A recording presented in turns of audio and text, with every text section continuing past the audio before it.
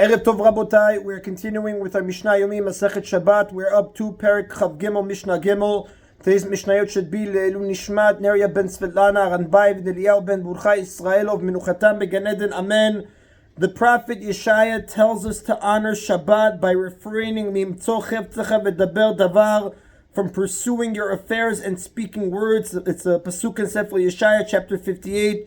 Pasuk 13. Now, Mimtzo Chevtzecha, from pursuing your affairs, requires a person to avoid engaging in his weekday affairs, even if no melacha is involved. So for this reason, the Chachamim, the sages, prohibit one to participate in commercial transactions, to go to his field to see what work it requires after Shabbat, or to read documents that pertain to business.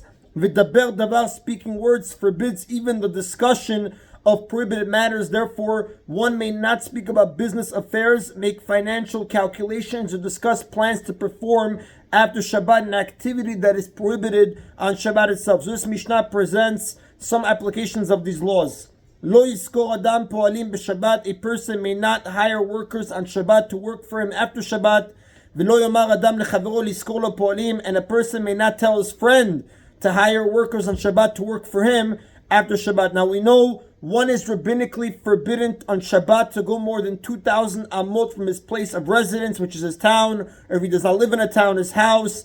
This limit is called the Techum Shabbat, Shabbat boundary, or Techum.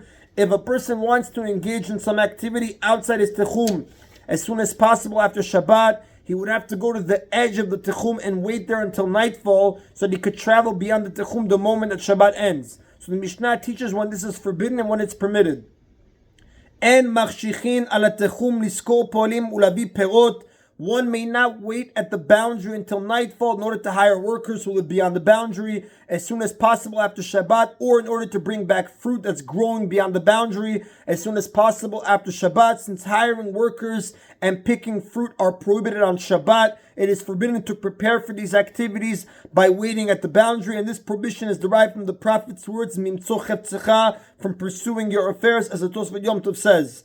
Aval Machshichu lishmor umevi perot biado. However, one may wait at the boundary until nightfall in order to guard his property after Shabbat, because guarding is permitted on Shabbat, and then he may bring fruit back in his hand. And the commentaries explain the prohibition of waiting at the boundary until nightfall applies only where one intends to do an activity forbidden on Shabbat, such as hiring workers or picking fruit, and not where one intends to do a permitted activity, such as guarding a field. And the commentaries explain, brought down in the Arts Elucidated note, that an obvious question arises. It should not make a difference whether the activity he intends to do is permitted or forbidden on Shabbat, because in either case, he is planning to travel more than 2,000 amot, which itself is a forbidden activity. So the explanation is that the prohibition of waiting at the boundary for the sake of a forbidden activity applies only where the activity in question is always forbidden. Therefore, it does not apply to traveling more than 2,000 amot, because that activity is permitted in a particular situation, namely where huts are standing at certain intervals along the way. So since in that situation, one may walk more than 2,000 amot on Shabbat, one may prepare to travel more than 2,000 amot after Shabbat in all circumstances, even if there are no such huts. And that's what the Gemara explains it on page 150b in Masechet Shabbat. Now, the Mishnah said, umevi perot be'ado, and then he may bring fruit back in his hand. And the Rav explains, picking fruit is permitted in this case, since that was not his main purpose in waiting at the boundary. The main purpose was to guard his property after Shabbat. Now, according to this Tana, it's never permitted to wait at the boundary until nightfall in order to do a forbidden activity after Shabbat. But the next Tana, however, holds that there is an exception to this rule. Klal amar Abba Shaul said a rule. Kol she'ani zakai ba'amirato rashani lachshich alav. Any activity that I am permitted to discuss, I am permitted to wait at the boundary until nightfall in order to perform it. So it's an accepted law that one may discuss doing forbidden work after Shabbat for the sake of a mitzvah. So for example, to make a coffin and shrouds for a corpse. So therefore, according to Abba Shaul, one may also wait at the boundary to do forbidden work after Shabbat for the sake of a mitzvah. And the commentators explain the pasuk quote that we quoted specifies chevtzecha, your affairs, which implies that Cheptzei Shamayim, the affairs of heaven, are permitted. So one may therefore discuss doing a forbidden activity that is needed for a mitzvah. Since a mitzvah is an affair of heaven, it's Cheptzei Shamayim. As the Gemara explains on page 158 in Masechet Shabbat. So like we said again, according to Abba Shaul, one may also wait at the boundary to do forbidden work after Shabbat for the sake of a mitzvah. And the Rab says, V'alcha kmoto, the Alcha follows the opinion of Abba Shaul. And that is in Rabotai of Mishnah Gimel. Mishnah Dal now discusses, Abba Shaul gives some examples of the rule he stated at the end of the previous Mishnah, that one may wait at the Shabbat boundary for the purpose of doing a mitzvah after Shabbat. We may wait at the boundary until nightfall to attend to the needs of a bride after Shabbat. So for example, to cut myrtle branches on the seam, to adorn the wedding canopy, the chuppah, as the Gemara gives the example on page 150b, Masechet Shabbat, or to attend to the needs of a deceased person after Shabbat. So for example, to bring a coffin or burial shrouds for him. Now that means to make a coffin or shrouds, as the Gemara there explains with the commentary of the Ramban. Now the Mishnah cites other laws relating to a funeral that takes place after Shabbat.